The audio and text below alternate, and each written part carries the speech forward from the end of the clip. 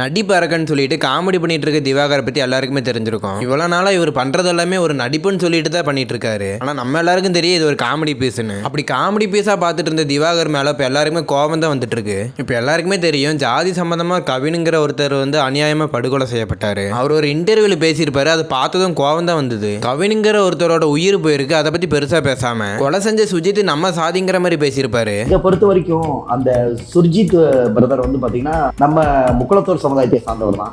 So அவர் வந்து கொலை பண்ணியிருக்காரு. அவரோட எதிர்காலமும் இருக்கு. அவரும் நல்லா இருக்கணும் இல்லையா? எனக்கு என்ன ஆசைனா சுர்ஜித் எதிர்காலமும் நல்லா இருக்கணும். பாதிக்கப்பட்டவங்களும் பாதிக்கப்படாம இருந்திருக்கலாம். பாதிக்கப்பட்ட பையன் இருக்குல்ல, அவங்க அம்மா அப்பாவுக்கு என்ன ஆசைகளோ அதை நிறைவேற்றி வச்சு அவங்க குடும்பம் அவங்க சர்க்கிளில் கல்யாணம் பண்ணால் பிரச்சனை இல்லாமல் இருக்கும். இப்போ கவினா இருந்தாலுமே அவங்க அம்மா அப்பா அவங்க குடும்பத்துக்கு தேவை என்னவோ அவங்க சர்க்கிள்லேயே அவர் கல்யாணம் பண்ணி லவ் பண்ணியிருந்திருக்கலாம். அந்த மாதிரி பண்ணியிருக்கலாமா? இல்லை, எனக்கு புரியல. இந்த கேஸ்டிங்கிற ஒரு விஷயம் எல்லாருமே அழிச்சிட்டு தான் இருக்கு. உண்மையாலுமே யாருமே வாழ வைக்கவே இல்லை. சின்ன சின்ன பசங்க மேலெல்லாம் சாதிங்கிற ஒரு விஷத்தை பதிச்சிருக்காங்க.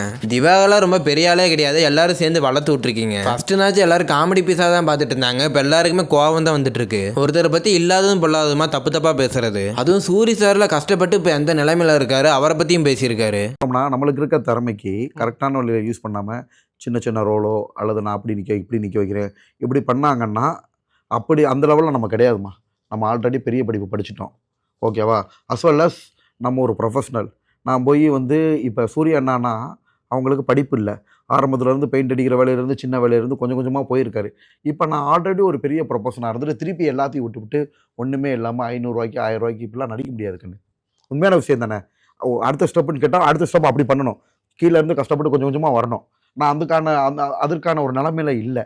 நல்ல நடிப்பு திறமையும் காமிச்சிட்டோம். கடவுளும் கலைத்தாயும் மக்களும் கண்டிப்பாக எனக்கு அடுத்த லெவல் கொண்டு போவாங்க. அப்புறம் மற்றவங்களுக்கு சாபம் கொடுக்குற மாதிரி பேசுறது இப்போ கூட ஒன்றும் இல்லை. திவாகர் இன்ஸ்டா ஐடியா எல்லாருமே அன்ஃபாலோ கொடுங்க. எல்லாமே மாறுறதுக்கு சான்ஸ் இருக்கு.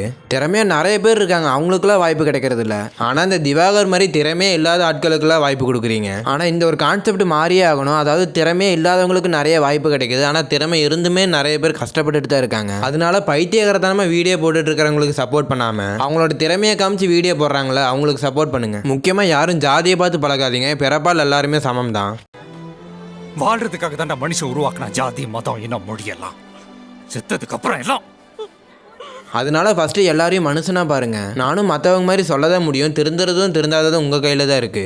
இதுக்கு மேல திவாகரை பத்தி பேசுறதுக்கு ஒண்ணுமே கிடையாது. இந்த ஜாதி மதம் சம்பந்தமா நிறைய பிரச்சனைகள் போயிட்டு தான் இருக்கு. இதை பத்தி நீங்க என்ன நினைக்கிறீங்கன்னா உங்களோட தாட்ஸ் நம்ம கமெண்ட்ல சொல்லுங்க. தேங்க்ஸ் ஃபார் வாட்சிங்.